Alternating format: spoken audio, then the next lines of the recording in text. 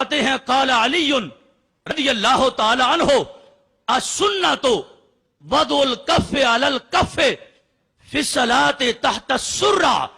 فرمایا مولا علی شیر خدا رضی اللہ تعالی عنہ ارشاد فرما رہے ہیں بھائیو نماز میں ہاتھ باندھنے ہوں تو ایک ہتھیلی دوسری ہتھیلی پہ رکھ کے ان دونوں ہتھیلیوں کو ملا کے ناف کے نیچے رکھو گے تو سنت پوری ہوگی. لہذا ہاتھ باندھنے کا طریقہ یہ ہمیں آقا علیہ السلام کی طرف سے صحابہ اکرام کی طرف سے جو ہم کو حکم ہے وہ یہی حکم ہے.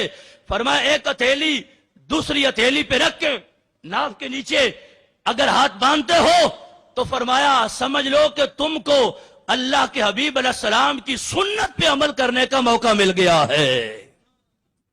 گرامی قدر سامعین، یوں ہی اب نماز شروع ہوئی تو اس میں اب قرات کا مسئلہ ہے اور قرات کے لیے اللہ تبارک و تعالی کا اپنا فرمان موجود ہے.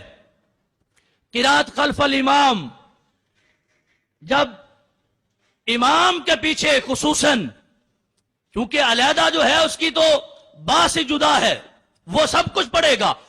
امام جماعت کرا رہا ہے، مقتدی پیچھے نماز پڑھ رہا ہے، تو اب مقتدی کے لیے سنت یہ ہے اور ہدایت والا رستہ یہ ہے کہ وہ امام کے پیچھے جب کھڑا ہو اس کو آواز آ رہی ہو پھر بھی خاموش رہے، آواز امام کی نہ آ رہی ہو پھر بھی خاموش رہے.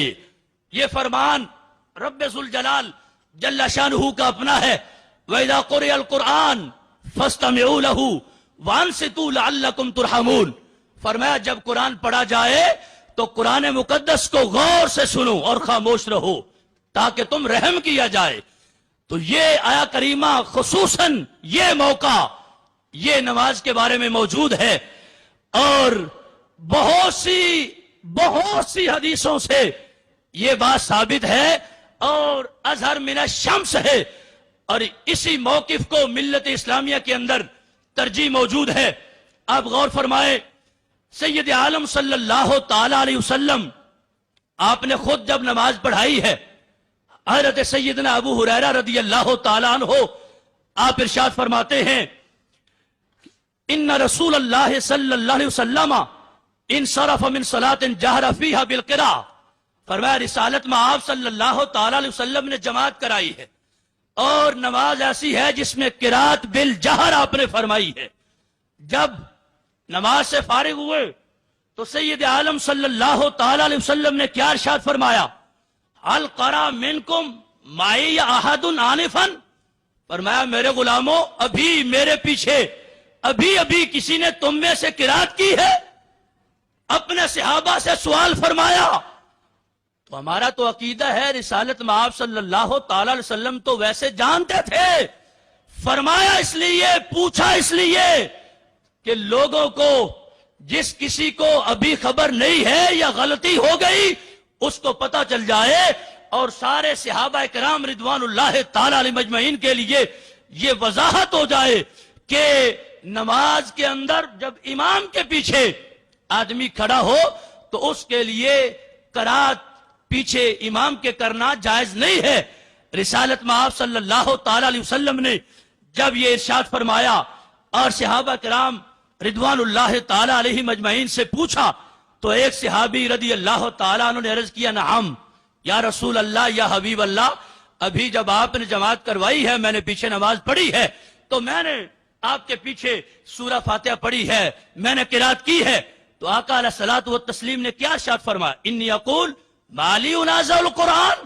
فرمایا میں بھی کہہ رہا تھا کیا وجہ ہے مجھ سے قرآن میں منازعت ہو رہی ہے. قرآن کے اندر کوئی میرے ساتھ جھگڑا کر رہا ہے کہ ادھر میں پڑھتا ہوں ادھر وہ پڑھتا ہے. رسالت میں آپ صلی اللہ تعالی علیہ وسلم نے صحابہ اکرام کے مجمع میں جب یہ ارشاد فرمایا تو صحابہ اکرام بڑی فہم و فراست کے مالک تھے اور رسول اللہ کے اشاروں کو سمجھتے تھے.